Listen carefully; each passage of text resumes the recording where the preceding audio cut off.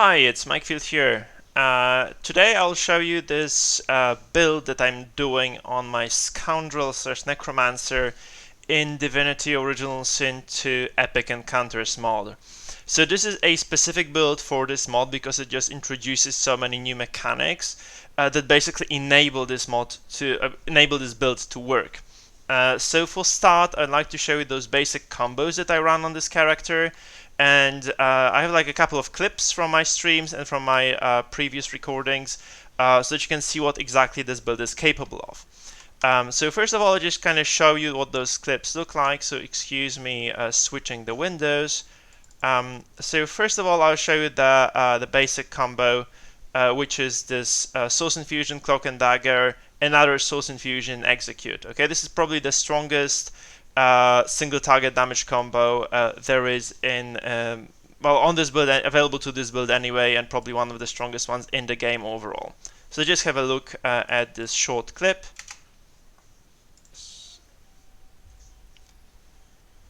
It's like really one of the best combos you can have. Like you infuse, you use the Cloak and Dagger, you infuse again, and then you use the Execute.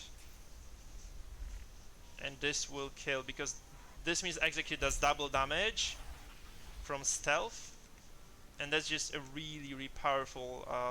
Like this is like 300 damage flat. So if the monster has 600 HP, it just instantly dies. Maybe even 400 now. I think. Just let me save because I might just kill. Okay, so that was this first combo, right? You can see how much it actually does. So the second combo is more generic. So this one is basically the Necromancer combo of the abilities, which is Black Shroud into Corpse Explosion. It's just a very simple combo overall, but it does the job. A lot of damage basically. It does the job very well. So let's have a look at this one. So we drop the Shroud first on as many enemies as we can, and this one has kind of smallish AoE, but it can target a lot of opponents at the same time if you aim it well. So you can see me aiming here.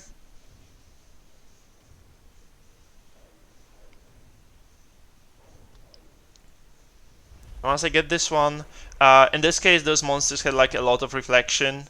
Yeah, okay, I will kill myself with the reflex if I don't use a potion before. And I had low HP, so we just go for that. I use the potion quickly. Large healing potion here. Pop it, and then we just do the Corpse Explosion. Rip those guys apart.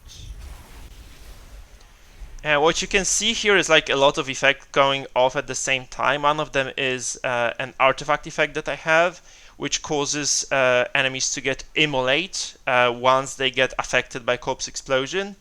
Then those monsters are also exploding themselves. It was like a very nice combo overall. Like all of them died in a single shot because like one of them got popped, and then every other one also took that explosion damage. There's like a huge chain of bears damage that was procced.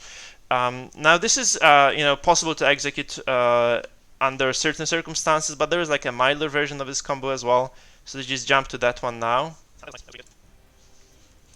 So going to the next clip. So there's a Lich fight here, and we have 4 of those hards that are really hard. That's like a very difficult fight in this particular context. So we just do, again, the Shroud and the Corpse Explosion. All 4 are affected, and you can see how much damage it did, right? It didn't kill them straight away like the previous ones because I was a bit lower level, but still the damage is very high. They are all affected by the immolation as well, so it just kind of goes on into this prolonged fight from here. But you see the damage is here anyway, right? Okay, so let's go to the next combo here. Next combo is very basic, so it's just about getting the Predator procs on your character. So you basically are supposed to just position yourself correctly, do some damage, and proc the Predator when the time is right. So we just move here. You can see there's like a crossbowman there positioned so they can get behind him. So I just do that. We just move behind him with Cloak and Dagger. You can do it normally by just kind of moving. I think I didn't want to get Attack of Opportunity procced here, so I just empower Dagger's Drone. And this is like a very strong skill itself. So I just do as much damage as I can, and you can see that I'm just kind of trying to burst this opponent down. So I figure out I cannot execute here. I don't have enough damage, so I just go for the auto attack here, and then for puncture. And what I hope for is that like my Sabile's attacks later on, her turn is next, actually proc Predator. Because there are quite a few contexts in which Predator gets procced from my character. So one of them is when the enemies reach Battered 7, and Battered 7 is, basically put on enemies who take physical damage, right? So he has a lot of Battered stacks, he has a lot of harried stacks here. I just proc, I think I proc, that's auto attack from Predator once here, and this basically ensures that the kill is there. So this is, like a little bit of flavor that this character just gets from using the Predator stacks correctly, right? Another situation, I don't know, in which we get Predator stacks is when the enemy forces the attacks of opportunity here. So in this case, we are just behind this opponent here.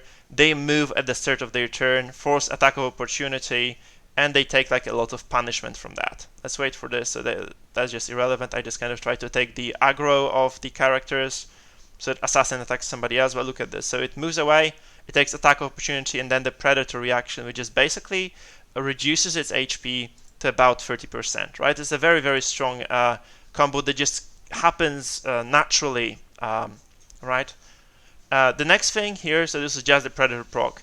The next thing here is like a bit more advanced combo that requires some more planning, and it requires you to have Nether Swap. So that's like the way to one-shot an opponent in a very efficient way. To wait for the corpse explosion to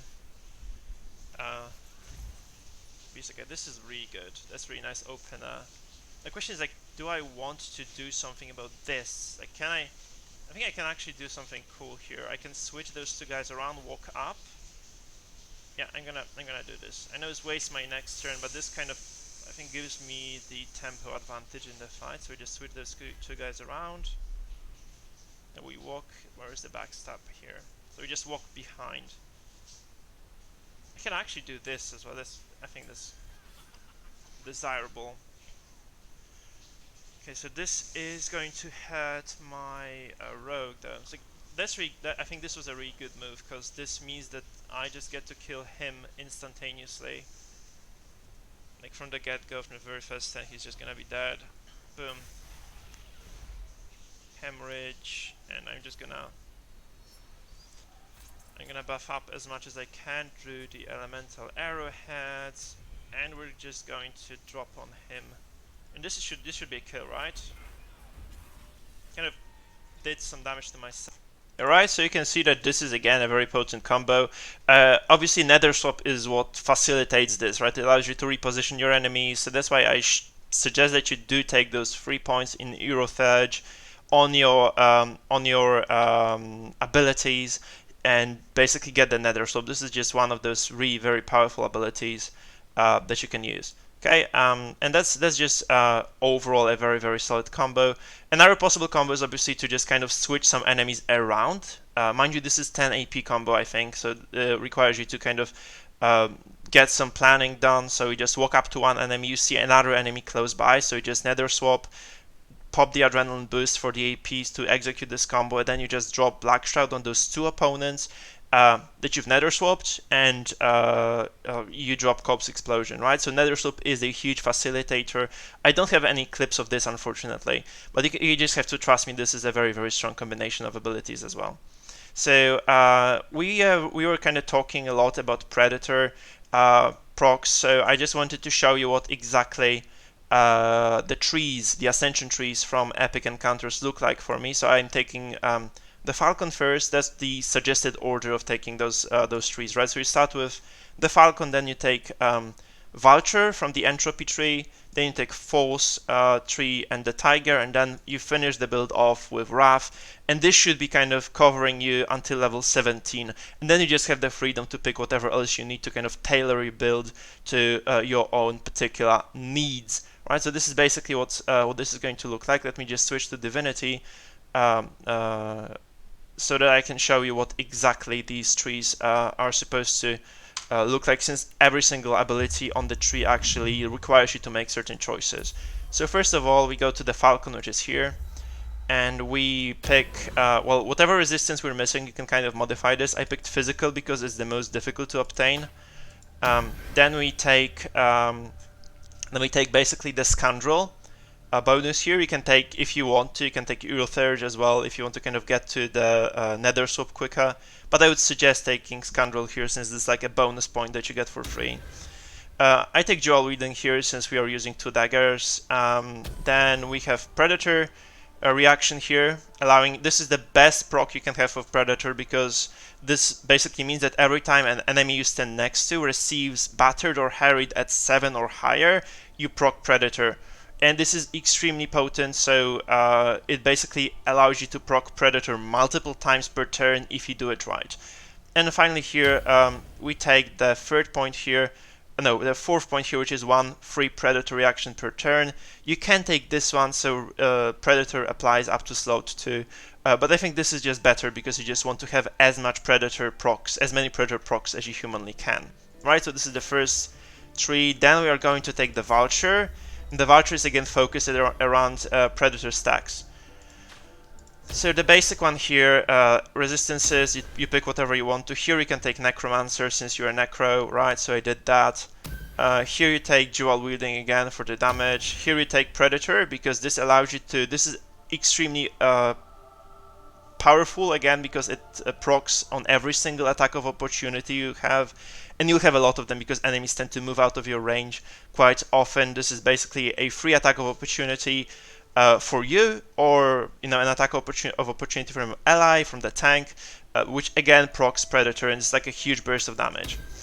Then you have this option here, so whenever you perform Predator, you gain additional crit strike per % of targets missing vitality, so the lower HP they have, the more often you will crit them. It's again extremely potent, right? So those 2 trees basically allow us to take the Tiger then, and the Tiger is another tree that is strictly focused around Predator reaction. So again, you just choose whatever you want. I would say you can take Warfare so that you can take some Warfare abilities.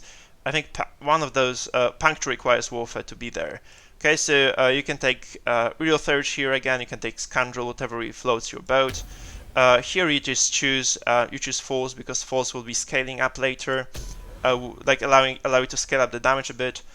Then you take Predator reaction here, so that again you have another proc. So whenever you apply Dazzled, an ally applies Dazzled to an enemy, you can see you actually drop Predator reaction on them.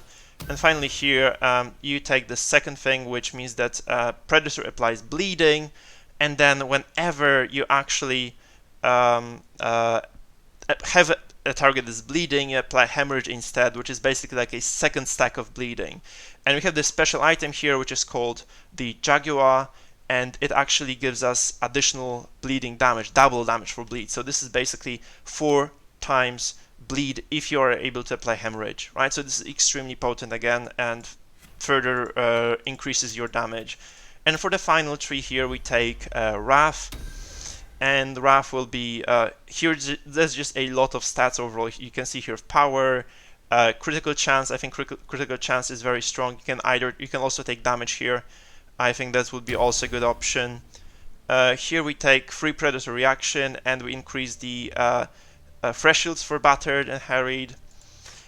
Here we take the third point, which is basically just more damage and more crit from power and wits.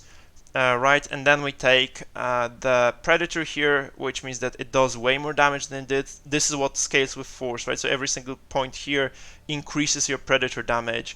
So this is really nice. And then finally, also like you can scale up Predator damage with the Thunder Rune, which you have on this dagger here, Large Thunder Rune, which adds 30% effect of power to Predator reaction, so this is even more damage with Predator.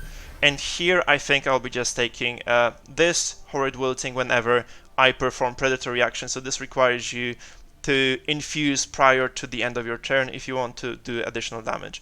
You can also do this, right, so that's a buff kind of to your damage if you want to kind of get even more burst. but then you give up certain possibilities to apply to your free statuses, for instance on infect. So it's a bit sketchy here. Okay, so that would be it for the ascensions, I think.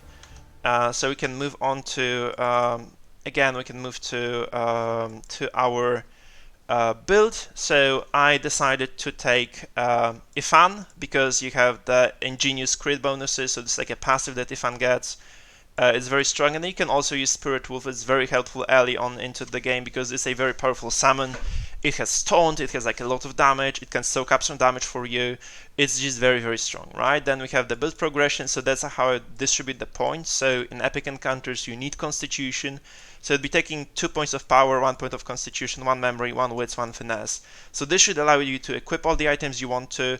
It will give you like a lot of crit, it will give you a lot of damage. Overall very solid build. Then for talents, I would take this Opportunist first because that's just Predator procs that you may be getting.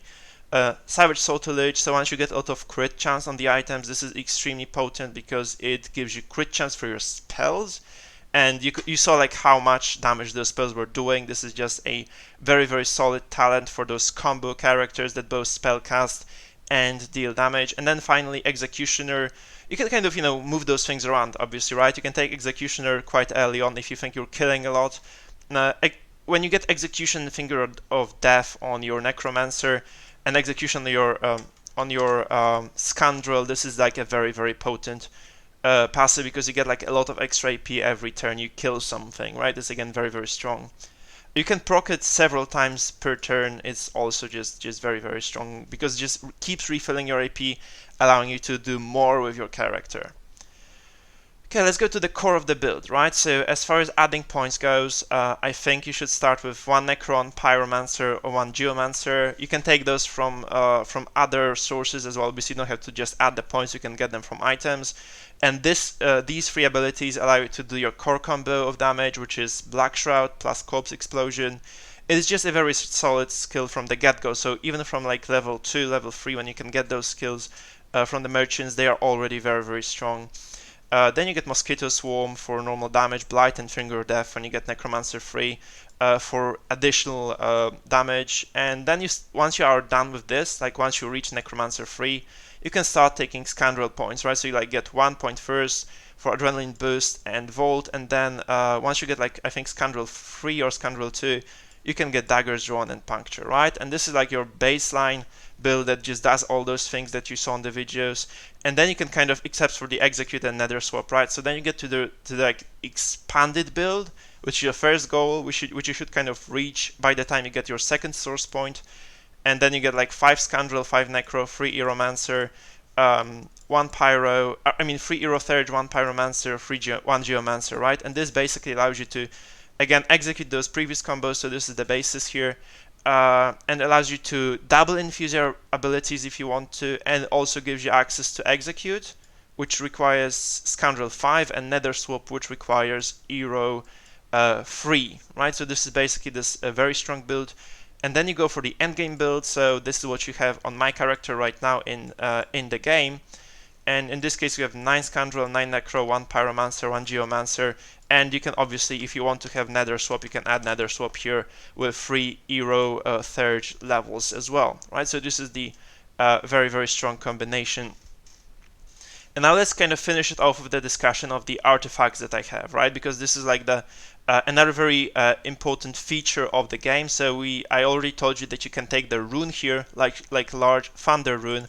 So let's just jump into the game again. I'll show you the particular artifacts that you can take. So we're switching the scenes to the game, and let's see the artifact powers. Okay, so the core of this build are the gloves. Okay, the pyre, which give you the firebrand aura every time you use you explode a corpse, and you're using corpse explosion to engage every combat. I think like this should be a skill that you use at the start of the fight. So then you get 2 turns of firebrand aura. Okay. And this means that you basically empower your auto attacks, and then your Scoundrel becomes just way more efficient at what he does, right? So like single target damage. So you open up with Corpse Explosion and you do this. Another artifact that you should, like if you obviously can get it, you get lucky, or you can choose it from Protean artifacts is the Crucible. You can see the power of Crucible as a rune here.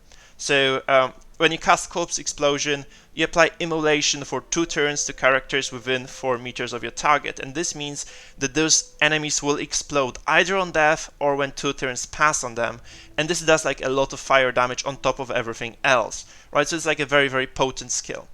As other runes, so this is like the core combo, right? I'm using the Jaguar, which I have recently obtained from one of the bosses, and this one gives you the double bleeding damage, and it also improves your sneaking AP gains, right? So it's like a very, very solid artifact as well.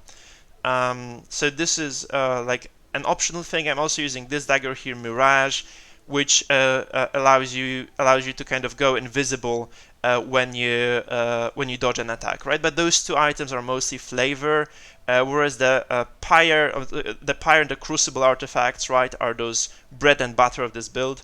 As far as the runes go, I'm also using the large flame rune of power, which you get from Hanag when you kill her. It's a very, very difficult fight though. There's like a lot of power and additional damage as fire. And then finally, I'm using the large thunder rune that I told you about, because this is just very, very important for the Predator's procs, which do most of your regular damage outside of your turn. So this is like the build that is mostly focused around the Predator reaction. Right, as far as the stats go, you can see that I took like whatever I could. Basically, you need some survivability, so you're looking for some constitution every now and then, like on some of the items, or for some HP. I have those really nice divine boots here that I've had for like 10 levels now. They're still very, very strong. Right, I'm just taking the daggers that do the most possible damage, right? So as much damage as I can. I'm trying to kind of get a lot of crit chance as well. So you can see here that we have like 35% crit chance, which is pretty decent, and allows us to do like a lot of damage. Okay, I think this is it for the build. I don't want to keep you waiting any longer. So if you think that this build is somewhat interesting, you can comment. Obviously, you can like the video if you'd like, and remember to support my channel by subscribing to it if you think that my content is worth watching. Alright, so this is it. Thank you, folks. I also recommend you to check out some other videos of mine, especially the ones on Epic Encounters mechanics and on Epic Encounters combat, so that you can kind of get yourselves accustomed to what exactly changes with this particular mod / expansion to the game. Okay, so thank you once again, and see you later.